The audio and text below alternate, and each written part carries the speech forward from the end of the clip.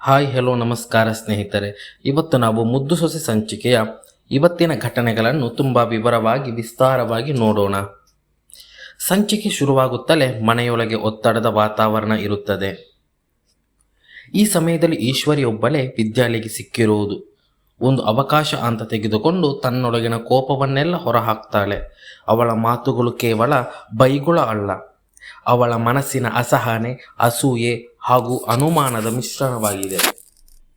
ನೀನು ಮಾಡಿದ ಕೆಲಸಗಳನ್ನೆಲ್ಲ ಮಾಡಿಕೊಂಡು ಈಗ ಮಳ್ಳಿಯ ಹಾಗೆ ನಿಂತಿದ್ದೀಯ ಅನ್ನೋ ಅವಳ ಮಾತು ವಿದ್ಯಾಳ ಮನಸ್ಸಿಗೆ ಬಾಣದಂತೆ ತಾಗುತ್ತದೆ.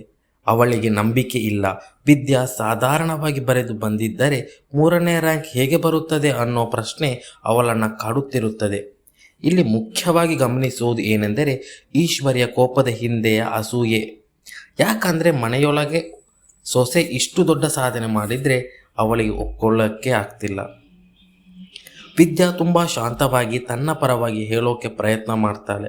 ನಾನು ಸುಮಾರಾಗಿ ಬರೆದು ಬಂದೆ, ನನಗೆ 3ನೇ ರ್ಯಾಂಕ್ ಹೇಗೆ ಬಂದಿತ್ತು ಗೊತ್ತಿಲ್ಲ ಅಂತ ಅವಳು ಹೇಳುವುದು ಅವಳ ನಿರ್ದೋಷತನ. ಆದರೆ ಸಮಸ್ಯೆ ಏನೆಂದರೆ ಇಲ್ಲಿ ಸತ್ಯ ಕೇಳೋ ಮನಸ್ಸೇ ಯಾರಿಗೂ ಇಲ್ಲ. ಈಶ್ವರಿ ತನ್ನ ನಿರ್ಧಾರ ಮಾಡಿಕೊಂಡಿದ್ದಾಳೆ.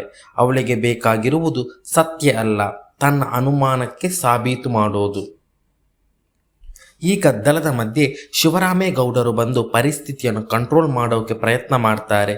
ಅವರ ಮಾತುಗಳಲ್ಲಿ ಒಂದು ದೊಡ್ಡ ಅನುಭವದ ತೂಕ ಇರುತ್ತದೆ. ಅವರು ಹೇಳಿರೋದು ಸರಳ, ಚಿಕ್ಕ ವಿಷಯಕ್ಕೆ ದೊಡ್ಡ ಜಗಳ ಮಾಡಬೇಡಿ, ಹೊರಗಡೆ ಜನ ಕಾಯ್ತಾ ಇದ್ದಾರೆ ಅನ್ನೋದು. ಇದು ಅವರ ರಾಜಕೀಯ ಹಾಗೂ ಸಾಮಾಜಿಕ ಇಮೇಜ್ ಬಗ್ಗೆ ಇರುವ ಕಾಳಜಿ. ಆದರೆ ಇದೇ ಜಾಗದಲ್ಲಿ ಒಂದು ದೊಡ್ಡ ಕಾನ್ಫ್ಲಿಕ್ಟ್ ಶುರುವಾಗುತ್ತದೆ. ಮನೆಯ ಗೌರವ ಉಳಿಸೋದು ವರ್ಸಸ್ ಒಬ್ಬ ಹೆಣ್ಣಿನ ಭವಿಷ್ಯ ಉಳಿಸೋದು. ಇಲ್ಲಿ ಸ್ಟೋರಿ ತೀವ್ರವಾಗಿ ತಿರುವು ಪಡೆಯುತ್ತದೆ. ಶಿವರಾಮೇಗೌಡರು ತಮ್ಮ ಮನೆಯ ನಿಯಮ ಹೇಳ್ತಾರೆ, ಮನೆಯ ಸೊಸೆ ಓದಬಾರದು ಎಂದು. ಇದು ಕೇವಲ ಒಂದು ಡೈಲಾಗ್ ಅಲ್ಲ, ಒಂದು ಕನಸಿನ ಅಂತ್ಯ. ವಿದ್ಯಾಳ ಡಾಕ್ಟರ್ ಆಗೋ ಆಸೆ, ಅವಳ ವರ್ಷಗಳ ಪರಿಶ್ರಮ ಎಲ್ಲವೂ ಒಂದು ಕ್ಷಣದಲ್ಲಿ ಕುಸಿದು ಬೀಳುತ್ತದೆ. ವಿದ್ಯಾ ಇಲ್ಲಿ ಮಾತನಾಡಲ್ಲ, ಆದರೆ ಅವಳ ಕಣ್ಣೀರು ಎಲ್ಲವನ್ನೂ ಹೇಳುತ್ತದೆ. ಗೋವಿಂದ ಗೌಡರು ಒಂದು ಪ್ರಮುಖ ವಿಷಯವನ್ನು ಹೇಳ್ತಾರೆ. ಈಗ ಮೀಡಿಯಾ ಹೊರಗಡೆ ಇದೆ, ಸರ್ಕಾರದ ನಿಯಮವು ಹೆಣ್ಣು ಮಕ್ಕಳು ಓದಬೇಕು ಅಂತ ಹೇಳ್ತಿದೆ. ಇಲ್ಲಿ ಸ್ಟೋರಿ ಮತ್ತೊಂದು ಲೇಯರ್ಗೆ ಹೋಗುತ್ತದೆ. ವೈಯಕ್ತಿಕ ನಿರ್ಧಾರ, ಸಾಮಾಜಿಕ ಒತ್ತಡ, ರಾಜಕೀಯ ಲಾಭ ನಷ್ಟ ಇವೆಲ್ಲ ಒಂದೇ ಸಮಯದಲ್ಲಿ ಬರುತ್ತದೆ. ಈಶ್ವರಿ ಒಂದು ಪ್ಲಾನ್ ಕೊಡ್ತಾಳೆ. ವಿದ್ಯಾ ಗರ್ಭಿಣಿ ಅನ್ನೋ ಕಾರಣ ಹೇಳಿ ಓದನ್ನು ನಿಲ್ಲಿಸುವುದು. ಇದು ತುಂಬ ಕ್ರೂರವಾದ ಟರ್ನ್. ಯಾಕಂದರೆ ಇಲ್ಲಿ ವಿದ್ಯಾಳ ಜೀವನದ ಸತ್ಯವನ್ನು ಮರುಬರೆಯಲಾಗುತ್ತದೆ. ಮೀಡಿಯಾದ ಮುಂದೆ ವಿದ್ಯಾ ನಿಂತಾಗ ಅವಳೊಳಗಿನ ನೋವು ಹೊರಗೆ ಕಾಣಿಸೋದಿಲ್ಲ. ಅವಳು ನಗುತ್ತಾ ಮಾತನಾಡ್ತಾಳೆ, ಮನೆ ಬೆಂಬಲ ಇದೆ ಅಂತ ಹೇಳ್ತಾಳೆ, ಆದರೆ ಒಳಗೆ ಸಂಪೂರ್ಣ ಕುಸಿತ. ಅವಳು ತನ್ನ ಜೀವನದ ಅತ್ಯಂತ ದೊಡ್ಡ ಸುಳ್ಳನ್ನು ಹೇಳ್ತಾಳೆ, ನಾನು ಗರ್ಭಿಣಿ, ಆದ್ದರಿಂದ ಓದನ್ನು ಮುಂದುವರಿಸಲಾರೆ. ಈ ಕ್ಷಣವೇ ಈ ಎಪಿಸೋಡ್ನ ಹೃದಯ.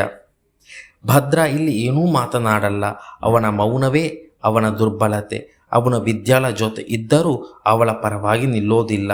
ಇದು ಪ್ರೀತಿ ಇದ್ದರೂ ಸಹ ಧೈರ್ಯ ಇಲ್ಲದ ಪರಿಸ್ಥಿತಿ. ಸಾವಿತ್ರಿ, ವಿನಂತಿ ಇವರಿಬ್ಬರು ವಿದ್ಯಾಳ ಪರಿಸ್ಥಿತಿಯನ್ನು ನೋಡಿ ನಗ್ತಾರೆ.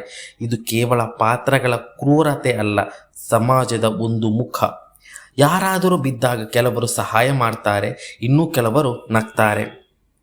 ಅಂತಿಮವಾಗಿ ಎಪಿಸೋಡ್ ಕೊನೆಯಲ್ಲಿ ವಿದ್ಯಾ ಒಬ್ಬಳೇ ಕುಳಿತು ಅಳ್ತಾಳೆ.